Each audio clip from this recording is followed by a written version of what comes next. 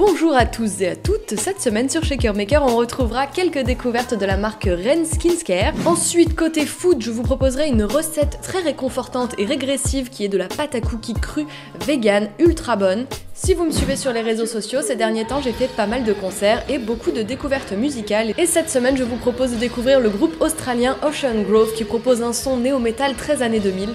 Et côté série c'est la reprise de Young Sheldon avec une saison 3 que je trouve toujours plus drôle, bien écrite et qui sous ses airs de comédie aborde tout de même des sujets de société.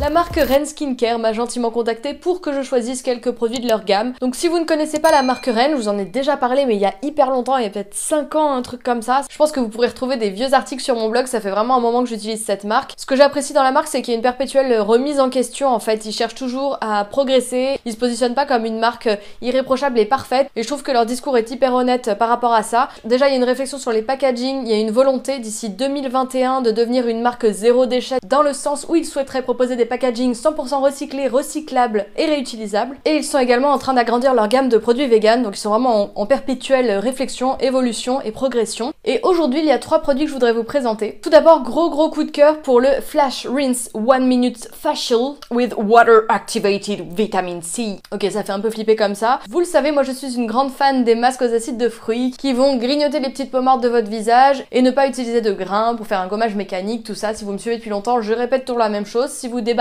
désolée de ne pas plus expliquer les choses. Et ce soin est extrêmement efficace, rapide, et pour moi qui n'utilise plus de nettoyant visage et qui utilise 1 à 2 fois par semaine justement un gommage pour nettoyer un peu plus en profondeur ma peau, j'utilise donc soit des gommages mécaniques, soit des gommages de ce type enzymatiques, et celui-ci est tellement rapide, il y a des fois où j'ai un peu la flemme de me faire tout un gommage, faire un soin et tout. Alors ce masque là s'applique sur peau sèche, on fait des petits mouvements circulaires comme ça, ensuite on rajoute un tout petit peu d'eau pour activer la formule, et là on laisse agir pendant 1 minute. Donc allez prendre votre douche, commencez à vous laver vite fait et vous rincez le masque, et là vous avez la peau, enfin j'avais l'impression au début qu'il restait encore un petit peu de produit, tellement ma peau était lisse en fait, je ne sentais plus d'aspérité. Donc voilà, je le trouve extrêmement efficace, c'est vraiment un gros coup de cœur, et en plus la composition est irréprochable parce que malheureusement c'est le seul petit bémol de la marque Ren, il y a quelques-uns de leurs produits qui contiennent encore du phénoxyéthanol ou des PEG dans leur composition. Alors je suis contente parce que cette vidéo est en partenariat avec Ren, mais justement avant d'accepter le partenariat, je leur ai posé la question pour savoir s'ils étaient ok pour que j'aborde cette question-là, parce que en vous parlant essentiellement de marques avec des compositions irréprochables, je ne me voyais pas vous parler de Ren, même en choisissant des produits uniquement sans phénoxyéthanol ni PEG,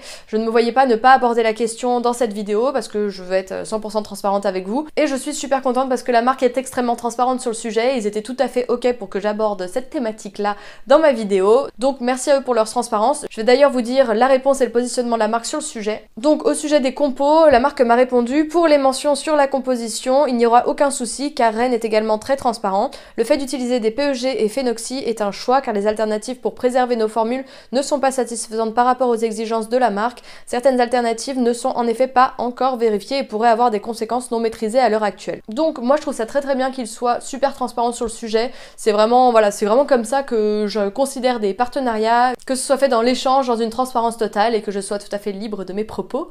La base.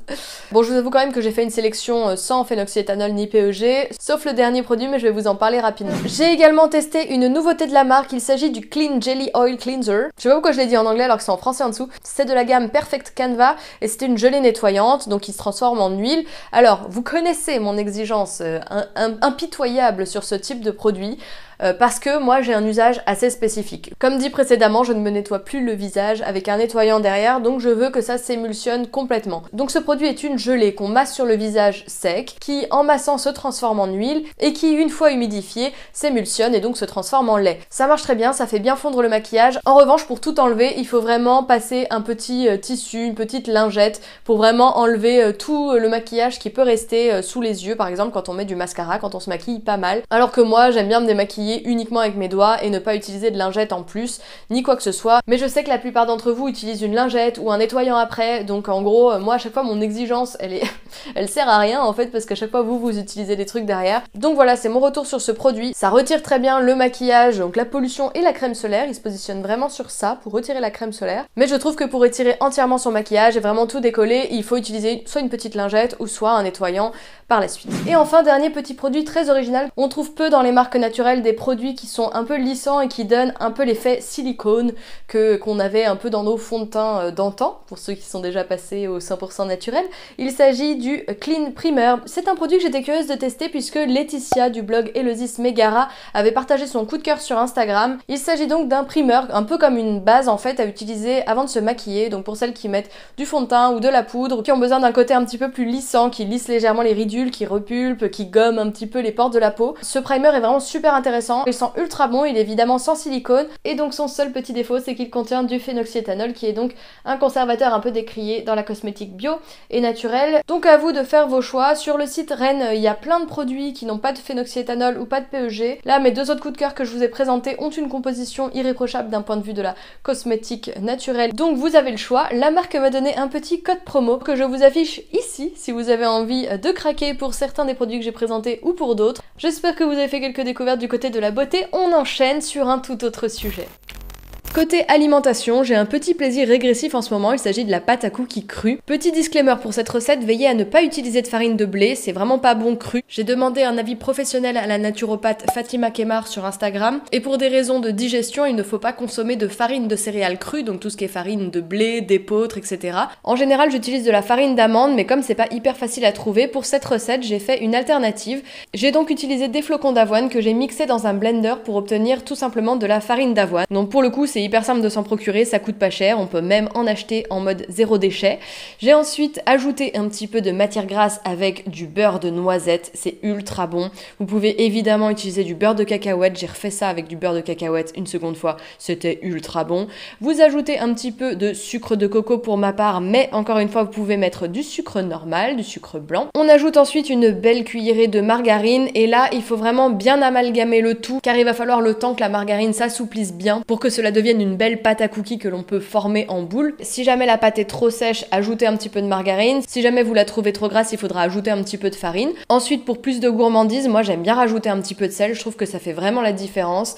Un peu de vanille en poudre pour parfumer et évidemment des petites pépites de chocolat pour faire vraiment la pâte à cookies traditionnelle. Encore une fois, vous pouvez rajouter de la poudre de cacao avec le beurre de cacahuète par exemple, ça va hyper bien. Ensuite, vous pouvez tout simplement vous servir un gros pot de pâte à cookies crue ou former quelques petites boules à partager tout simplement. Franchement, c'est une tuerie, je trouve ça ultra bon, c'est très rapide à faire. Ça peut aussi faire des petits snacks pour un goûter ou des sortes de boules d'énergie. Alors ce n'est pas la recette la plus diététique qui soit, hein. C'est assez riche, mais de temps en temps ça fait plaisir. Mais on reste quand même sur des produits de qualité, on a du bon gras, c'est du fait maison, donc pourquoi se priver? Vous retrouverez toutes les quantités exactes dans la barre d'infos, et encore une fois, si vous essayez de refaire cette recette à la maison, n'hésitez pas à faire des photos et à me taguer sur Instagram, c'est Shakermaker Blog, et je serai super contente de vous voir vous régaler chez vous. J'avais également très envie de vous parler de la série Young Sheldon parce que c'est pas du tout dans mes habitudes de regarder des séries un peu comiques. J'avais quand même regardé Big Bang Theory que j'avais beaucoup aimé à l'époque. Maintenant je ne regarde plus du tout de séries comiques, je ne suis plus drôle du tout. Mais en fait je m'attendais à une série super légère et au final elle aborde pas mal de sujets de fond. Alors je vous dis pas que c'est d'une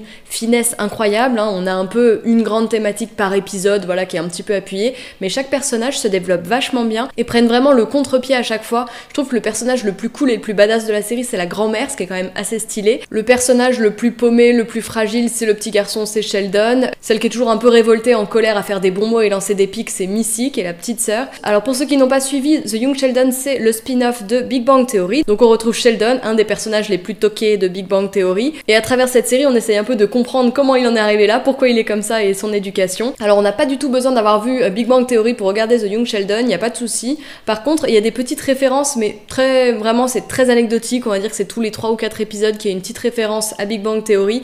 Et j'avoue que c'est quand même le kiff quand il y a un petit rappel comme ça à Big Bang Theory et que tu comprends pourquoi il fait ça plus tard, donc ça c'est assez rigolo. T'as forcément le petit moment, mais oui, trop cool, c'est pour ça qu'il fait ça plus tard. Et en fait ce qui est assez amusant c'est que la série elle me fait vachement penser aux Simpsons parce que c'est vraiment le même schéma familial, c'est le père. Alors le père, ce qui est drôle c'est qu'il est prof de sport mais il est un peu tout mou, pas très énergique, etc. Et il fait un petit peu penser à Homer Simpson, voilà, en un peu moins con parce que la série est quand même crédible. Et le côté petite peste de la sœur Missy, c'est vraiment Bart Simpson. Et tout l'aspect premier de la classe de Maggie, c'est tout à fait fait Sheldon en fait. Donc c'est vraiment amusant, je sais pas s'ils se sont inspirés de ça, mais moi ça m'y fait vraiment totalement penser. Et je trouve que l'évolution est vraiment super intéressante au fil des saisons. Là on en est à la saison 3 et chacun des personnages est hyper développé et t'as vachement envie de suivre tout en fait. Au début c'est très axé sur Sheldon, voilà son côté un petit peu autiste, surdoué, et après chaque personnage sont très développés et tu suis les histoires d'amour de la grand-mère, tu suis les histoires un peu de cul béni de la mère, voilà, qui est très religieuse. Il faut savoir que ça se passe au Texas, donc il y a aussi tout ce contexte qui est, voilà, qui est une source de blagues. Et d'ailleurs, sur son côté de série humoristique, ça reste quelque chose de plutôt dramatique, puisque le sujet principal de la série, c'est quand même de traiter de la différence, et du fait que Sheldon n'est pas accepté, ne se sent jamais à sa place, et toujours plutôt rejeté par les autres. Donc la série aborde quand même un sujet qui est socialement très important. Je sais même pas si je vous ai déjà parlé de la série, en fait, mais j'avais quand même envie de vous en reparler là, parce que voilà, la saison 3, on la regarde avec mon copain, et en fait, aux répliques, à chaque fois, on rigole beaucoup. Il y a vraiment beaucoup d'humour, elles sont très bien écrites et très cinglantes, les répliques. Le scénario est hyper cool, ça se suit très bien, c'est rapide, hein, c'est léger, c'est divertissant, on n'est pas sur quelque chose de très profond, mais quand même, à chaque fois, il y a des sujets qui sont abordés. Par exemple, à un moment, la petite a envie de se mettre au baseball, et bah voilà, on lui refuse l'accès parce qu'il n'y a pas d'équipe de baseball féminine, et ils acceptent pas de filles dans l'équipe. Donc il y a toute une petite réflexion autour de ça dans un épisode, et voilà, c'est super intéressant. Donc je trouve que ça aborde des sujets qui sont quand même hyper cool, c'est très familial, je pense qu'on peut regarder avec des enfants, hein, à mon avis, il n'y a pas de souci. Je trouve que ça véhicule de plutôt bonnes valeurs, il y a autant de blagues pour les adultes que pour les enfants, enfin c'est assez justement dosé, et je suis très très fan de la série. Donc pour ceux qui me demandent à chaque fois, celle-là je la regarde sur MyCanal, elle est pas sur Netflix, elle est diffusée sur OCS. Donc n'hésitez pas à me dire en commentaire si vous regardez Young Sheldon et votre avis dessus, parce que moi c'est un gros coup de cœur, donc j'aimerais bien échanger avec vous sur le sujet. Et pour terminer cette vidéo, je voulais vous parler de musique, comme de temps en temps je le fais, j'aime bien terminer ma vidéo par ça pour pas perdre tout le monde. J'ai en ce moment la chance d'être un petit peu contactée pour assister à des concerts ou me faire découvrir des groupes, etc. Je ne sais pas ce qui se passe, peut-être parce que j'ai rajouté musique dans la description de mon compte Instagram, je ne sais pas. Mais en tout cas en ce moment je reçois régulièrement des mails de labels, de tourneurs, etc. Donc c'est très cool. Bon, alors ça me fait pas gagner ma vie parce qu'il n'y a pas d'argent dans la musique, mais en tout cas ça me permet de découvrir des choses et ensuite de vous les faire découvrir. Et récemment j'ai donc été invitée par le label UNFD qui me proposait de venir assister au concert donc de Crossface qui était la tête d'affiche, et en première partie il y avait deux groupes, il y avait Black Futures qui était cool aussi, qui ont d'ailleurs pas mal joué avec Frank Carter, et il y avait surtout le groupe Ocean Grove qui a été mon gros coup de cœur. C'est un groupe australien dont j'ai énormément aimé l'énergie, moi je fonctionne beaucoup au feeling, donc avant de répondre positivement à l'invitation au concert j'ai écouté rapidement les groupes et tout de suite Ocean Grove, gros coup de cœur. J'ai énormément aimé l'énergie du groupe, l'esprit un peu rétro-futuriste. Ils prennent vraiment les codes du néo-metal, de la musique des années 90-2000. Comme un peu tous les groupes de néo-metal, ça mélange un petit peu plein d'inspirations. Le post-hardcore, le punk, le grunge. Et alors sur scène, ça s'est vraiment confirmé. On les a vus à la Boule Noire, donc c'est vraiment une toute petite salle. On était un peu loin, c'est dommage. J'aurais dû vraiment me rapprocher pour faire ma meuf et tout, mais je voulais pas me mettre dans le bordel. J'étais pas d'humeur. J'étais plutôt en mode boire un petit coup de cidre, acheter tout le merch disponible sur les lieux. Donc comme j'étais invitée au concert, j'avais pas payé ma place et j'avais vraiment envie de les soutenir financièrement pour pouvoir voilà les encourager et montrer un réel soutien pour leur musique. Et alors j'ai tellement accroché à plein de titres parce qu'à la fois il y a énormément d'énergie, voilà ça gueule comme dans certains groupes de métal et tout, en mode vraiment assez révolté, mais à la fois c'est très solaire, voilà comme le montre leur titre, Sunny. Et ce que j'aime énormément c'est qu'il y a un côté très pop et très coloré dans l'univers du groupe, et derrière il y a l'énergie et un peu l'agressivité qu'on peut retrouver dans le métal que j'aime beaucoup, énormément d'énergie et de bonnes vibes en fait. Puis en plus le chanteur est vegan, tout ça, enfin ils prônent des bonnes valeurs. Donc voilà, j'aime beaucoup l'ensemble, le package est vraiment parfait. Je sais pas ce que je peux vous faire écouter. Pour le titre Junkies, on retrouve vraiment l'énergie néo-metal que j'adore.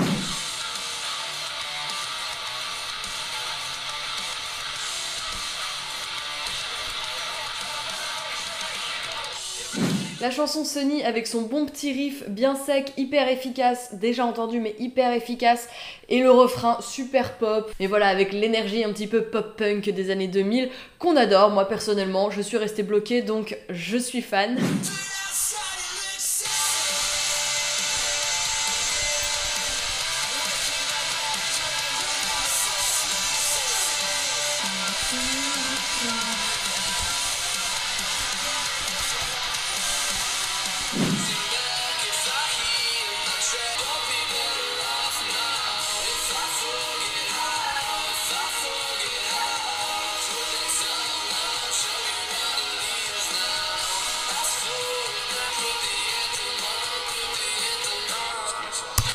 Ok, et donc ça c'était la chanson Ask for the Anthem. Je ne sais pas comment ça se prononce, mais c'est pas grave.